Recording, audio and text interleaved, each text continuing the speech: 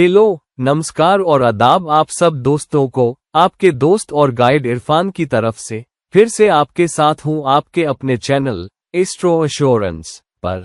आजकल कभी कभी माँ बाप चाहते हैं कि उनके बच्चे अच्छे लग्न में पैदा हो और अच्छी ग्रहों की स्थितियां लेकर पैदा हो, और क्योंकि साइंस और टेक्नोलॉजी आपको ये मौका देती है कि आप उन दिनों को चुन सकते हैं जब डिलीवरी की उम्मीद बहुत ज्यादा हो। खास तौर पर अगर आप सीजेरियन डिलीवरी करवा रहे हैं उदाहरण के तौर पर, तो कभी कभी माँ बाप आकर पूछते हैं, क्या आप हमें बता सकते हैं कि हमारे बच्चे के लिए सबसे ताकतवर लग्न कौन सा है जिसमें बेहतरीन ग्रहों की स्थितियां हो, क्योंकि फिर हम चाहेंगे कि उसका भविष्य बहुत अच्छा हो। अब ये गलत नहीं है। सही लग्न चुनना, उन 2-3 दिनों के अंदर एक वक्त चुनना जब सीजेरियन सेक्शन के जरिए डिलीवरी की इजाजत हो, और उस वक्त सबसे मुनासिब लग्न और ग्रहों की स्थितियां चुनना जो आपको सबसे ज्यादा फायदा पहुंचाएं। तो ये सोच अच्छी है, लेकिन ये 2 मान्यताओं पर टिकी है। पहली मान्यता ये कि सिर्फ ग्रहों की अच्छी स्थितियां ही आपको अच्छा भविष्य देती हैं या बहुत अच्छा भविष्य देती हैं, जो सही नहीं है। क्योंकि ग्रहों की स्थितियां आपकी मेहनत के साथ, आपके फैसले लेने की सलाहियत के साथ, क्योंकि जिंदगी में आपको काफी चुनाव दिए जाते हैं, तो इन सब के साथ मिलकर आपको आपकी कामयाबी देते हैं या आपकी मेहनत का फल देते हैं या जिंदगी के नतीजे देते हैं। तो कभी कभी माँ बाप मुझसे बहस करते हैं कि ठीक है, कम से कम हम चाहते हैं कि उस बच्चे में वो सलाहियत तो हो कि मेहनत करके वो कहीं ना कहीं पहुंच सके। अगर सलाहियत ही नहीं दी गई तो फिर आप ये कैसे उम्मीद कर सकते हैं कि वो शख्स बहुत मेहनत करने के बावजूद अच्छा फल पाएगा? तो उस हद तक ये दलील गलत नहीं है। तो पूरी मान्यता कि सिर्फ ग्रहों की स्थितियां ही किसी को अच्छा भविष्य देती है, ये जाहिर तौर पर गलत है। दूसरी है सबसे ताकतवर लग्न का चुनाव। अब ये सवाल उठता है कि सबसे ताकतवर कौन सा है, सबसे मजबूत लग्न कौन सा है जिसमें पैदा हुआ जाए, जो शायद इसलिए भी कि ये मजबूत और ताकतवर है तो ये आपको बहुत बड़ी कामयाबी भी दे सकता है। तो ये सवाल भी उठता है, तो क्या ये सच में सही सवाल है कि कौन सा लग्न सबसे ताकतवर है या कौन सी राशि सबसे ताकतवर है जिसमें पैदा होना चाहिए? अब कभी कभी लोग सोचते हैं और मानते हैं कि शायद मेष राशि में पैदा होना आपको बहुत ताकतवर राशि देगा, मंगल की एनर्जी पाने की भावना, लक्ष्य, प्रेरणा वगैरह। या फिर सिंह लग्न में पैदा होना बहुत अच्छी चीज है क्योंकि सिंह लीडरशिप है, सिंह अथॉरिटी है, सिंह बहुत लोगों पर असर डालने की ताकत देता है। ये राजा है, ये बादशाह है, खास तौर पर ये सूरज के अधीन है। फिर भी कुछ लोग महसूस करते हैं कि वृश्चिक अपने रहस्यवाद और छुपी हुई एनर्जी और अपने आकर्षण और मैग्नेटिज्म के चलते शायद बहुत मजबूत राशि है या शायद सबसे जरूरी या सबसे ताकतवर राशि है जिसमें पैदा होना चाहिए। कुछ और लोग, हाँ और भी, सोचते हैं कि शायद धनु एक अच्छी राशि है जिसमें पैदा होना चाहिए, क्योंकि एक वजह यह है कि ये अग्नि राशि है और साथ ही धनु 9वें भाव की मालिक है, जो किस्मत और भाग्य के सबसे शुभ भावों में से एक है। तो आखिर सबसे ताकतवर राशि कौन सी है और सबसे अच्छी राशि कौन सी है जिसमें पैदा होना चाहिए, चाहे आप अपनी औलाद के लिए ये चुनाव कर रहे हो या नहीं? अब पहली बात, हर राशि की ताकत क्या है? और ये बहुत जरूरी है क्योंकि कोई एक राशि दूसरी से ज्यादा ताकतवर नहीं है। हर राशि की अपनी ताकत है, अपना असर है जिसमें वो किसी से कम नहीं, और इसी वजह से आप उस ताकत का इस्तेमाल कैसे करते हैं ये आपको उस खास सिफत के हिसाब से सबसे ताकतवर राशि बनाएगा। कोई एक राशि नहीं है जो जिंदगी के हर मैदान में सबसे ताकतवर हो, ऐसा नहीं है। हर राशि के अपने फायदे और नुकसान है। यही वजह है कि अगर आप किसी भी राशि के विपरीत राशि को देखें तो वो उस राशि की पूरक होती है।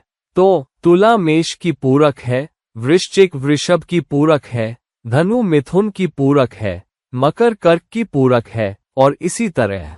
तो सबसे जरूरी ये समझना है कि जब आप पूरक एनर्जी की बात करते हैं तो इसका मतलब है कि कुछ पहलू या कुछ ताकतें या कुछ असर जो एक राशि में ज्यादा हो सकते हैं, और कुछ दूसरी ताकत, दूसरा असर, दूसरी सलाहियत किसी और राशि में दी गई हो।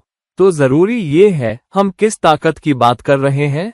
मिसाल के तौर पर अगर आप हर राशि को देखें और उसकी ताकत और असर देखें तो पाएंगे कि वो एक दूसरे से अलग है और अपने मायने में ताकतवर है।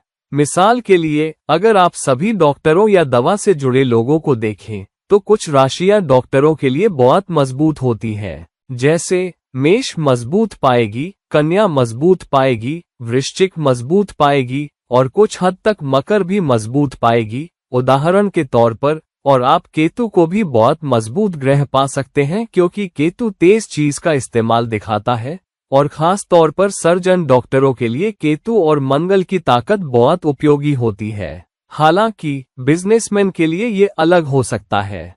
तुला साझेदारी की राशि है और कुंभ बहुत बड़े समाज पर असर डालने और जनता पर असर डालने की राशि है। तो फिर 7वें भाव और 11वें भाव की एनर्जी यानी तुला और कुंभ एनर्जी ज्यादा काम आती है। साथ ही कन्या एनर्जी भी, क्योंकि कन्या बुध के अधीन है। तो हर राशि की अपनी ताकत है, लेकिन हर राशि की अपनी कमजोरियां भी हैं।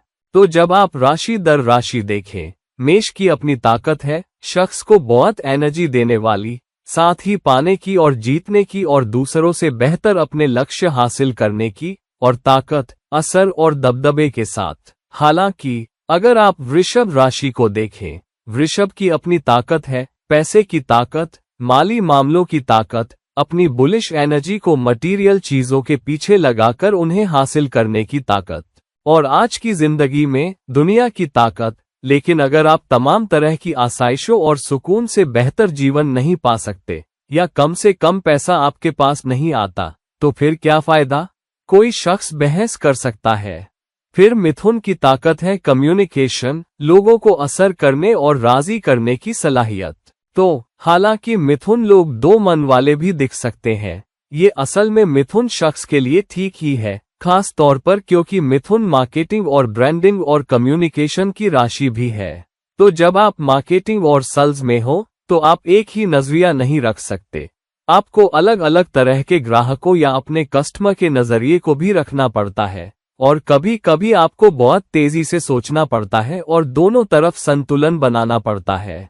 तो दो मन वाला होना या बहुत व्यापक अर्थों में सोचने की सलाहियत होना कोई बुरी बात नहीं है। मिथुन एनर्जी और मिथुन कम्युनिकेशन स्किल्स होना अच्छा है, जबकि कर्क की ताकत देखभाल, सपोर्ट, सेवा और भावनाएं। अगर आप देखें, दुनिया भर में आजकल जितनी भी ताकत है वो भावनाओं से हासिल की जाती है। दुनिया की ज्यादातर राजनीतिक पार्टियां वो लोगों की भावनाओं का बटन दबाकर उनके वोट हासिल करती हैं। तो कर्क यानी भावनाओं की राशि, भावनाओं की ताकत आपको हुकूमत करने का अधिकार देती है। और फिर सिंह राशि लीडरशिप की राशि, इज्जत की राशि, अभिमान की राशि, नेतृत्व के पद पाने और अपनी अथॉरिटी और असर को दूसरों से ज्यादा मजबूती से इस्तेमाल करने की राशि। तो अगर आप में बहुत मजबूत सिंह एनर्जी है, तो कोई आपको नीचे नहीं रख सकता। मिड लेवल या ऊंचे स्तर या सबसे ऊंचे स्तर का नेतृत्व पद पाने से, बशर्ते आप उन एनर्जीज को अच्छे से जाहिर कर सकें। दूसरी तरफ कन्या की एनर्जी, विश्लेषण की ताकत के बिना आज के दौर में कहां जाएंगे, क्योंकि आजकल जैसा कि बहुत लोगों ने मान लिया है, डेटा ही नया तेल है। 50 साल पहले तक जब तेल निकला तो उसने तरक्की के दरवाजे खोल दिए, तो तेल ही नया सोना था। आज डेटा ही नया तेल है, जैसा कि बहुत उद्योगपति कहते हैं। इसकी वजह यह है कि अगर आपके पास डेटा है, जानकारी है, लोग कैसे चुनाव कर रहे हैं, लोग टेक्नोलॉजी का इस्तेमाल कैसे कर रहे हैं, कौन से प्रोडक्ट सबसे ज्यादा बिक रहे हैं, क्यों बिक रहे हैं, तो मार्केट रिसर्च करके उस डेटा पर एनालिटिक्स लगाकर नए प्रोडक्ट बनाओ, नए तरीके बनाओ, नए प्रोसेस बनाओ और उसके जरिए बाजार हासिल करो, पैसा और माली मामले और मार्केट शेयर हासिल करो और उस पैसे और ताकत के जरिए अपना बिजनेस दुनिया भर में बहुत तेजी से आगे बढ़ाओ। तो डेटा एनालिटिक्स और साथ ही सेवा, अगर आप में मजबूत कन्या एनर्जी है, तो आप दूसरों की सेवा के लिए एनालिटिक्स का बहुत अच्छा इस्तेमाल कर सकते हैं और उसके जरिए पैसा, ताकत और बिजनेस हासिल कर सकते हैं, क्योंकि कन्या सेवा की राशि है। और फिर तुला एनर्जी रिश्तों के बारे में है, साझेदारी के बारे में है और रोजमर्रा के आधार पर लोगों से संतुलित तरीके से पेश आने के बारे में है। अगर आप रोज लोगों से पेश नहीं आ सकते, तो फिर आप किससे पेश आओगे? आज हम सिर्फ लोगों से ही पेश आते हैं, ज्यादातर चीजें वैसे भी ऑटोमेटेड होंगी और रिश्ते, कम्युनिकेशन और नेटवर्किंग बहुत जरूरी है। और साझेदारी बनाना, टीम में दूसरों के साथ काम करना बहुत जरूरी है। और उन रिश्तों के जरिए आप सिनर्जी का इस्तेमाल करके अपनी टीम, अपना डिपार्टमेंट, अपनी कंपनी और अपना उद्योग आगे बढ़ा सकते हैं। तो तुला की अपनी ताकत है। फिर वृश्चिक में वो ताकत है कि वो जानकारी को वहां से निकाल सकता है जहां वो आपको मौजूद नहीं है। गहरे में ये रिसर्च की ताकत है। रिसर्च के बिना कोई प्रोडक्ट नहीं निकलता। रिसर्च के बिना कोई बाजार आपको अपने प्रोडक्ट लाने की इजाजत नहीं देगा। रिसर्च के बिना कोई वित्तपोषक नया प्रोडक्ट में पैसा लगाने को पैसा नहीं देगा।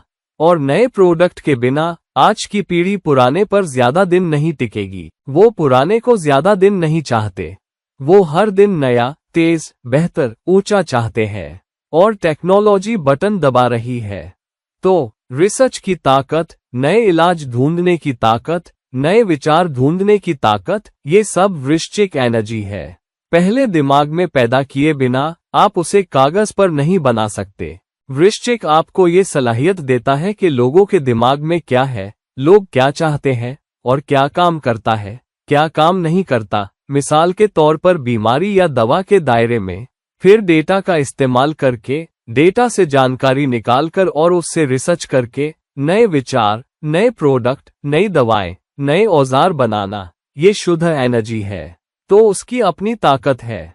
फिर धनु, लंबी दूरी के कम्युनिकेशन की ताकत, अलग अलग संस्कृतियों में काम करने की सलाहियत।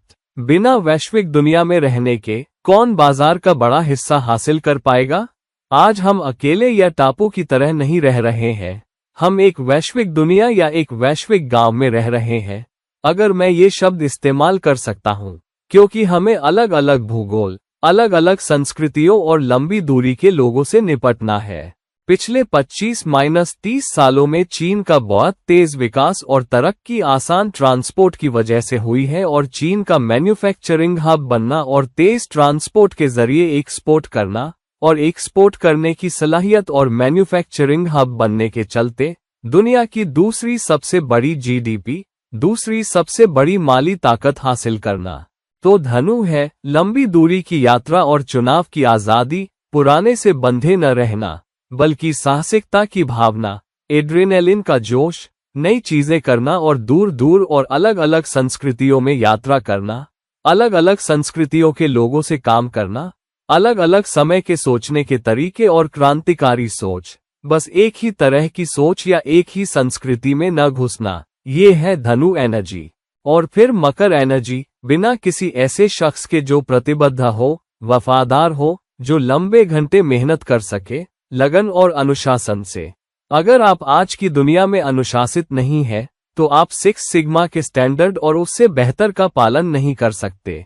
आपके पास standard process, standard operating procedure, standard product, standard service नहीं है, बल्कि आपकी सर्विसेज बहुत असंगत है, तो कोई आपसे निपटना नहीं चाहेगा। और इसलिए जो देश और अर्थव्यवस्थाएं ज्यादा अनुशासित, ज्यादा संरचित या ज्यादा प्रोसेस उन्मुख है, जो ग्राहक वफादारी का ख्याल रखेंगे और उस ग्राहक वफादारी का इस्तेमाल करके अपना मार्केट शेयर बढ़ाएंगे, यही सही तरीका है। और ये सब मकर एनर्जी है, लगन, मेहनत, संगठित अनुशासन, कोशिश। फिर कुंभ, चुनौतियों को हल करने वाली राशि, समाधान बनाने वाली, दुनिया के सबसे बड़े समाधान, चाहे जलवायु परिवर्तन हो या कोरोना वायरस से लड़ना, ये सब दुनिया के लिए समाधान बनाने के बारे में है, ना कि किसी समुदाय या देश के लिए।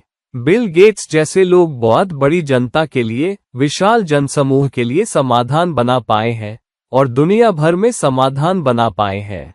एक डॉस चालित इनपुट के बजाय बिल गेट्स ने सिर्फ 2 एप्लीकेशन बनाए जो बहुत सारे दूसरे एप्लीकेशन से काफी ऊपर है, और उसकी ज्यादातर कामयाबी, बिल गेट्स की कामयाबी, इन्हीं 2 से जुड़ी है। एक है विंडोज ऑपरेटिंग सिस्टम, दूसरा है माइक्रोसॉफ्ट ऑफिस।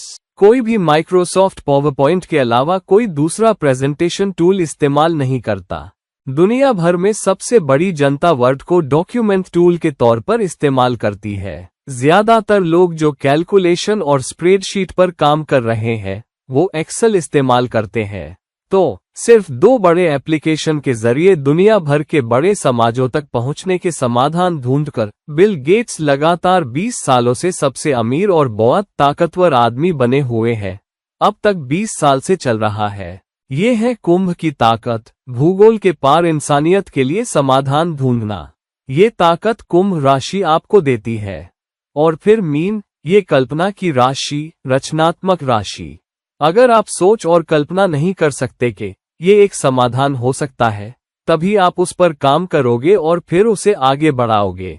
बिना रचनात्मक और कल्पनाशील हुए और ये सोचे बिना के समाधान क्या हो सकता है, और कल्पना की ताकत, रचनात्मकता की ताकत इस्तेमाल करके और फिर समाधान बनाकर और फिर टेक्नोलॉजी का इस्तेमाल करके आगे बढ़ना, ये ताकत मीन आपको देती है।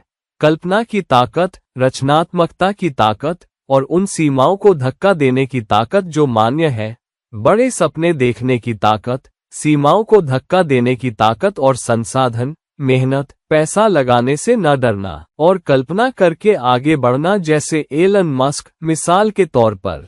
तो हर राशि की अपनी ताकत है, अपना असर है, अपनी प्रेरणा है, और ये इस बात पर निर्भर करता है कि आप जिंदगी में किस लक्ष्य को देख रहे हैं और उस लक्ष्य को पाने के लिए आपको किन एनर्जीज की जरूरत है, जो किसी राशि को आपके लिए ज्यादा उपयोगी बनाती है या कम उपयोगी।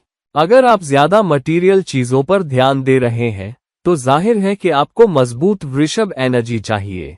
लेकिन अगर आप ज्यादा सेवा उन्मुख होकर उसके जरिए पैसा बनाना चाहते हैं, तो आपको कर्क या मकर एनर्जी या कन्या एनर्जी चाहिए, वृषभ एनर्जी से ज्यादा। अगर आप नेटवर्किंग, रिश्ते बनाने, बड़ी समस्याओं के समाधान ढूंढने पर ध्यान दे रहे हैं, तो आपको तुला एनर्जी चाहिए, कुंभ एनर्जी चाहिए, मीन एनर्जी चाहिए, मिसाल के तौर पर। और तभी आप नेटवर्क बना पाएंगे, लोगों तक पहुंच पाएंगे और दुनिया भर के बड़े समाजों को प्रभावित कर पाएंगे। तो हर राशि की अपनी ताकत है, अपनी सलाहियत है असर डालने की, और ये इस पर निर्भर करता है कि आप क्या करना चाहते हैं। उस हिसाब से वो या तो ताकतवर हो जाती है या कम ताकतवर। दूसरी बात, ये लग्न नहीं है जो आपको ताकत देता है सिर्फ इसलिए कि आप किसी खास लग्न में पैदा हुए हैं। एक लग्न, आप किसी खास लग्न में पैदा हुए, फिर भी लग्न की एनर्जी बहुत कमजोर हो सकती है। मिसाल के लिए, आप मेष में पैदा हुए, लेकिन आपका मंगल कर्क में चौथे भाव में नीच का हो और उस पर केतु की युति हो, मिसाल के तौर पर, या फिर शनि भी हो जो मंगल की बहुत एनर्जी खत्म कर देता है।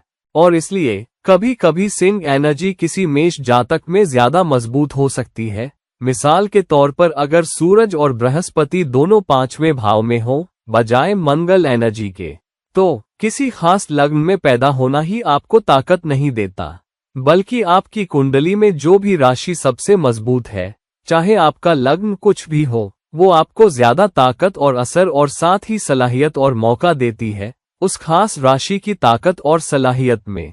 तो ये सोचने के बजाय कि कौन सा लग्न सबसे ताकतवर है या कौन सी राशि सबसे ताकतवर है, ये समझना ज्यादा जरूरी है। आप जिंदगी में क्या करना चाहते हैं? आपको जिंदगी में कौन सा लक्ष्य हासिल करना है?